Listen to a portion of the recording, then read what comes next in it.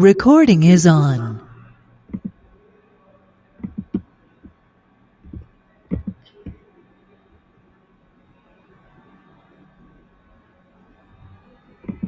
So we are looking at the lesson one. We call it business environment.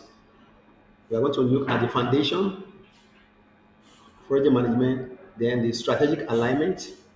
What are the project benefits and value? You will also need to look at the organizational culture and change management. How does it affect our project? Then look at the project governance and project compliance. That's what lesson one is all about.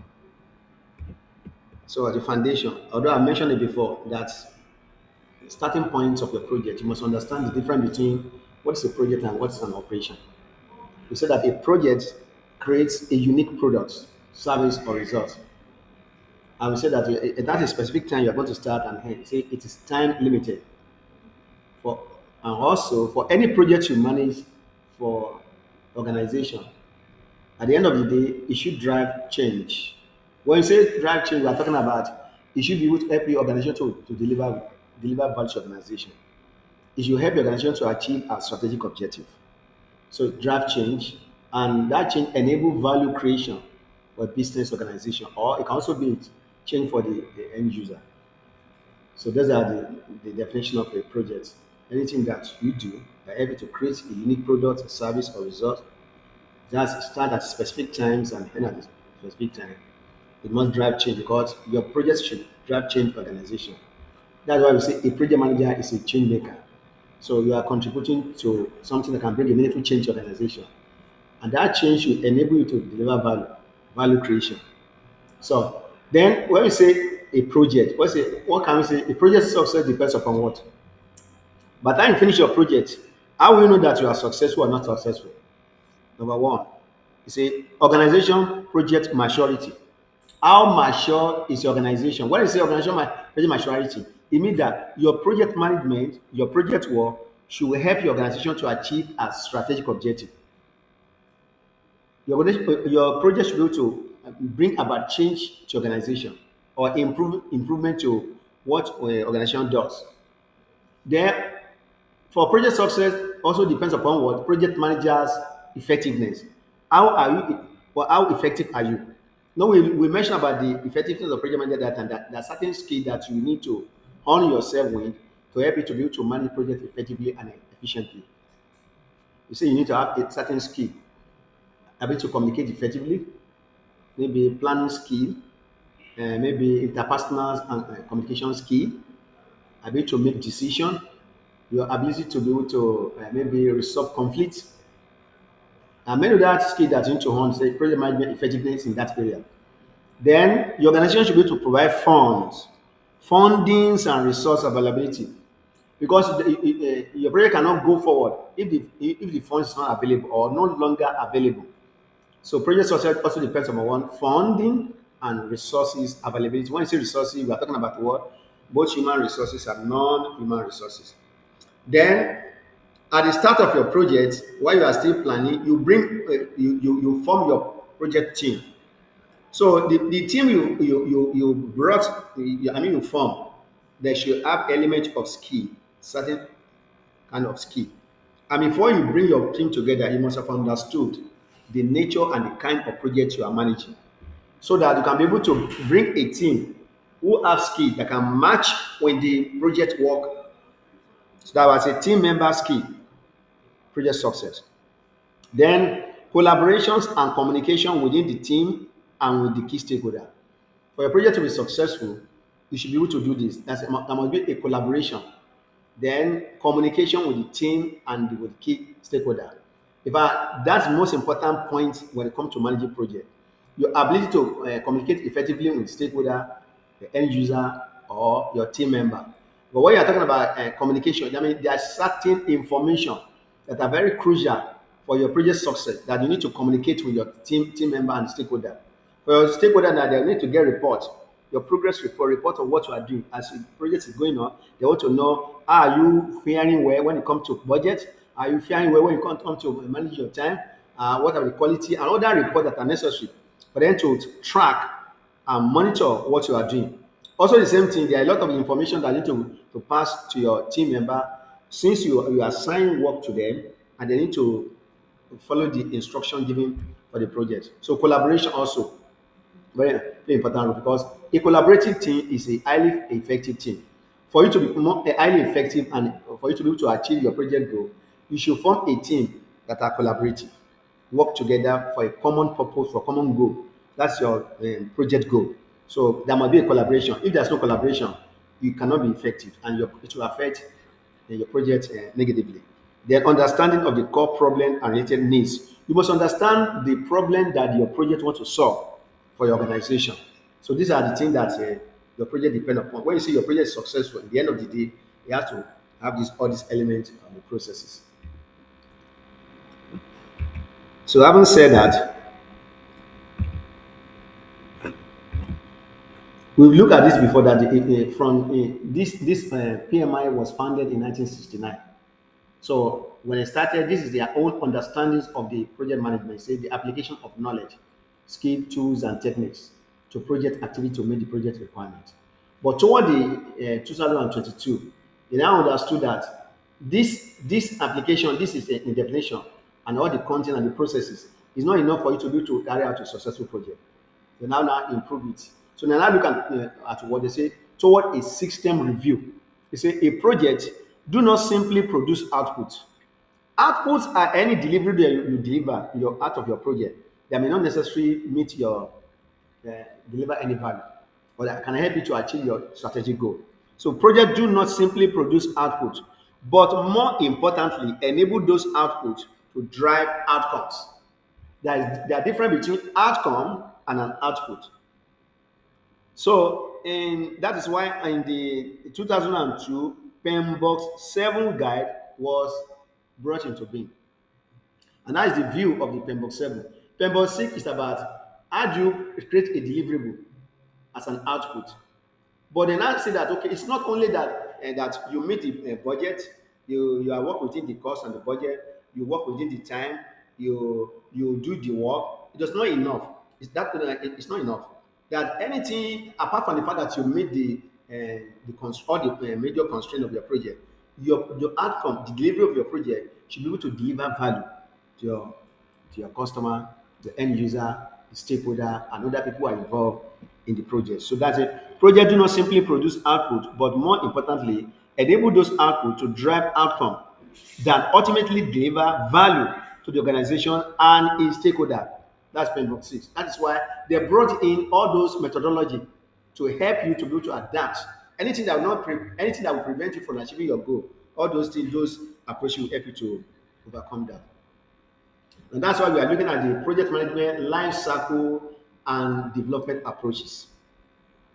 So you can see when I started, I talk about what this is what they call plan-driven approach. This is what they call this icon. Whenever you see this icon, it means plan-driven waterfall methodology. If you see this icon, we call it, can you see, change-driven, change-based, iterative and incremental way of developing your solution, your project. But when you see this one, it's a combination of both. So now look at this now. Let's look at the project management life cycle and development approaches, which which which a PMBOK 7 they added to PMBOK 7. So I'm going to help you practically when you're managing your project. See, under the waterfall, we call it plan-based approach. You say activities completed in a distinct or linear fashion. When I finish one aspect of the project, I go to the next one. And say you do it in phases. Phase one, you finish, you review the phase, you go to the phase two. Then activities are completed in a distinct or linear fashion. It's a new phase begins only when the previous phase is completed. But let's look at the key roles in the plan-driven approach. There are two key roles here that you need to understand when you are using this development approach. One of them is what? Project sponsor is the one who authorizes the project. But when you talk about the team lead, under the waterfall or plan driven, we have somebody who lead the project. We call him a project manager. Team led by project manager. But let's look at delivery, the deliverable of the project. It's a value delivery proposition. Every project should be able to deliver value. It's a deliverable transition to customer at completion. Because this one, you plan everything from the beginning to the end. You go to the phase one, you finish it, phase two, you review it, you review the phase one, you go to phase two, phase three, phase four, phase five, phase six, maybe up to phase, and have about 10 phases. He said the deliverable are only delivered at the end of the complete all the phases, and that the value realized in both short and long run. That development approach in that. But when you look at agile or scrum, we call it change based approach. Example of what agile or incremental or iterative development. And this methodology, you time boxes, call it time box condense. You work in iteration or sprint. You don't work in like you are working here. You have a sprint. The time period you are going to set to do the work. That's your project. We call it iteration or sprint. And with time boxes, later we are going to see it. Or continuous flow. Then under this, who are the key roles when it comes to agile or scrum or iterative or incremental or iterative development? You see, we have three roles, very important. We have product owner who controls value proposition. Product owner just like somebody who interfaces with the end user. Before you start your project, it's very important for you to gather requirement about the maybe what you want to create the project. If I want to create an application, the end user, I need to gather requirement from them. What are the feature and functionality that may be available in that application? Or if I'm constructing roads or I'm building a house. So it's the product owner that interfaces with the end user. He understands, he has been trained to do that. He will gather requirement, we call it requirement elicitation. He will gather requirement from he understand their language, he has been trained to do that. Then when he gather requirement, he will now write what they call user story. I don't know whether you have this before. A user story. Uh, how he will understand from the point of view of the user how they want the application to be developed, to design, how it will be easy for them to, it be easier for them to use, and what are the purpose. So he understand the language of the end user. He will now carry that language and take it to the what they call the they call it development team. Development teams like they have specialization in different areas. They know how to create, for example, that an application. So he understands the language of the end user. He can translate the language of the end user to the development team. He can use any technical language for them to understand, so that they can be able to build a solution that will meet the need of the customer. So that's the product owner. To make sure that the development team now develop a kind of solution that can be useful to the end user. That's the what we call product owner. Then the project team deliver work. Can you see? Then the process role, including what team. So there are three roles here. We have the product owner, the development team, and the scrum master or agile coach or facilitator. So the process roles will include, that means the people will have multiple people that have that when you have a scrum master, you have an agile coach, or one person can have wear multiple hats. What what? Like one person can hold multiple Yes, we call it cross functional team. Cross-functional team or self-organized team. Yeah, we call it T-shape. In my team, if I understand the kind of project I'm managing, I can say, okay, let me have somebody in my project, my team member, who have special knowledge about the work we are doing, and also have a general knowledge of what we are doing. In case maybe one of the team member is not available, maybe due to sickness, he can still do some work on other people, despite the fact that he also is specialist in some area. We call it a T-shaped skill. Yeah, but these are the three roles when we talk about agile base. We have the product owner who gets requirement, who translate that requirement into the user story. Then you now take that functionality of that solution, the functions and all of that thing that necessary requirement, and give it to developer who are going to develop it. But we have somebody who called Scrum Master. That one, it does not act like a project manager. It does not macromanage the team. What it does is that it's a facilitator. It provides enabling environment for the team to work. He helps them to remove impediments. He encourage them, he motivate them, he facilitate them. It does not help them to make decisions about what they are going to do. It doesn't able to do the work, but it creates an enabling environment for you to do the work so that when they come together, they know how to do the work. Now bring them together and make a decision on how best they can now approach the work of the project. So in this one now, under this agile, we have three roles: product owner, project team, and the scrum master or agile coach or facilitator, you can call it. But let when you look at the value delivery, because your project should be able to deliver value. How do they, when you look at the value delivery under this agile, you see what? Iterative or incremental. When you say iterative and incremental, let me explain it to you. For example, now if you have we have a application software you want to develop, then maybe in a particular organization, the account department they are using manual method in carrying out your accounting process. You know the drawback of the manual process is that you don't make it to be more efficient and effective, and there are a lot of things that can happen that can not be the best. So maybe the head of the department in account department now say, okay, uh, we the way we are doing our work using manual, it doesn't make us to be more effective. Now uh, give the information to the people at the top level organization. So they say, okay, we want our manual work to be converted to, we want to automate it, and that we need an application that helps us to do such a work. If they give it to the management, the first thing they will ask them to do in your organization, if you want to introduce a new system, you cannot, like in your account department, now you have been using manual method to do your accounting process. Now you want to change it to the automation process. So do you just start doing it? What process are you going to use to make sure that somebody gets it approved? So what's the process? So you first get like a content sponsor, let's say that may be your MD or your ED Yes. or your head to make Yes. sure that you complete the project.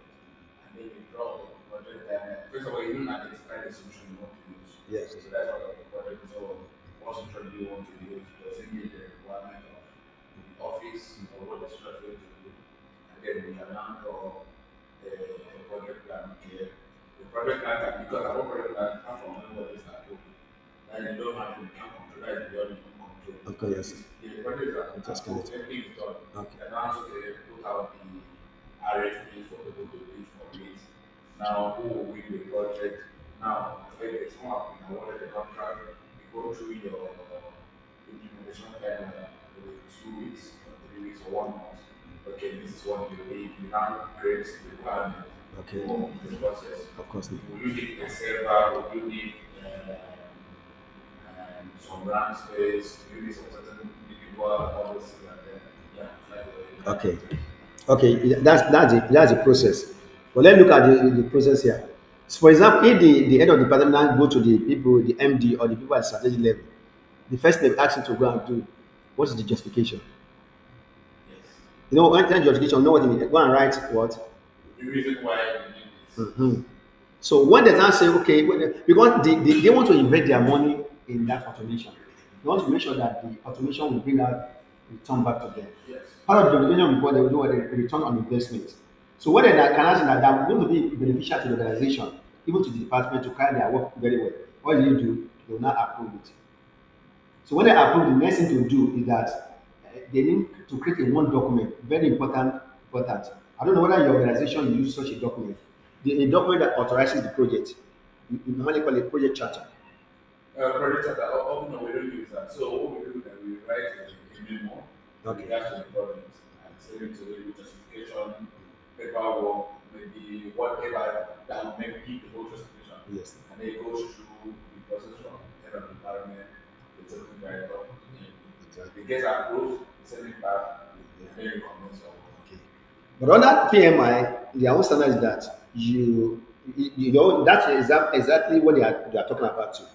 You create a project chart is the document that authorizes the project to continue. And is the document that give the project manager the authority and power to make use of the organizational resources to do the work of the project.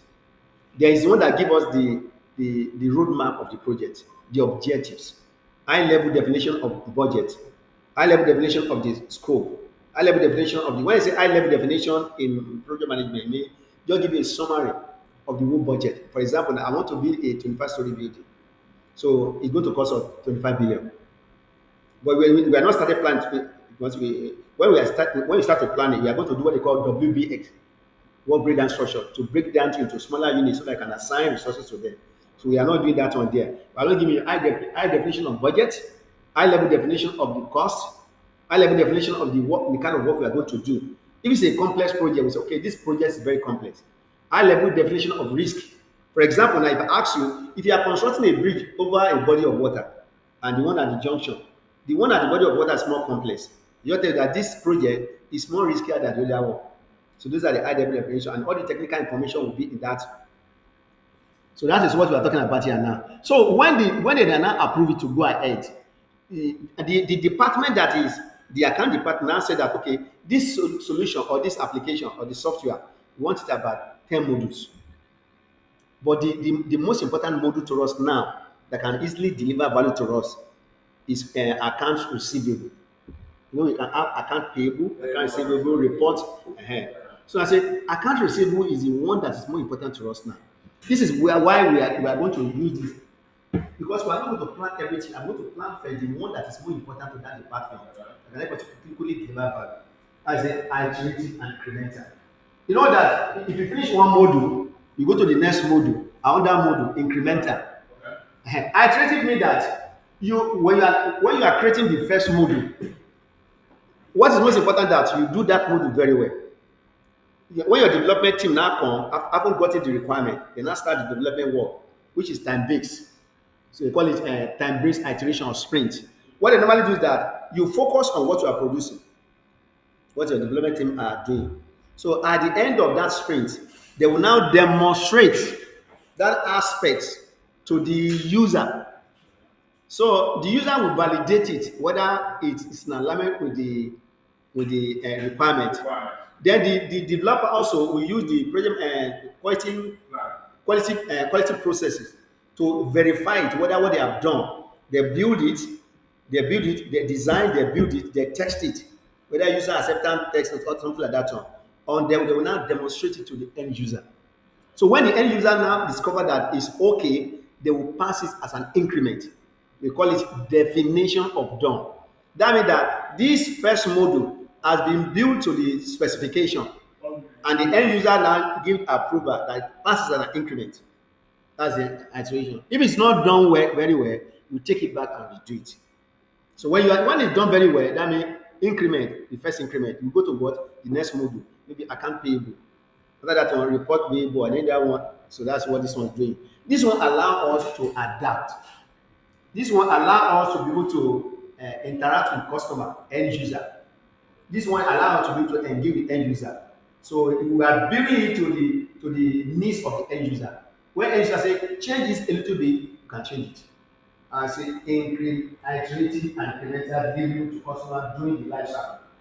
So then this one is called feedback. Because why I'm developing this application, but we call something sprint review. Sorry. We review the work with the end user. We call it sprint review. The purpose of the review is to get feedback. You know, basically feedback is for improvement. So you can see regular customer feedback cycle enable continuous development of value toward the final product. So that's what this one is operating. And we are going to look at this one throughout the last one of this project. So you can also use other development approach. The combination of the agile and the waterfall based or plan based is called hybrid. So we call it any combination of the above. So now some organization, it depends on your organization. I don't know, but from PMI point of view, say project management office. There's a body in your organization that help us to manage our project very well. Call it what? PMO. We call it project management office. I don't know whether you have a project management office in your organization. So now from PMI, you say, okay, a PMO or project management office is a department or group within an organization that standardizes and maintain project management practices. What do they do? It provides structure, methodology you are going to use for your project, and tools to ensure projects are delivered on time, which is the primary purpose of the project. If you want to meet your objective, to deliver on time within the scope and the budget. So PMOs focus on bigger picture, align the project with what organization's strategic goal, and improving the overall project management efficiency.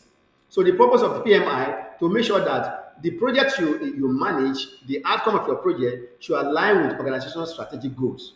Very important. But for this course, we have three types of PMO. We have supportive PMO. We have controlling PMO. We also have directive PMO.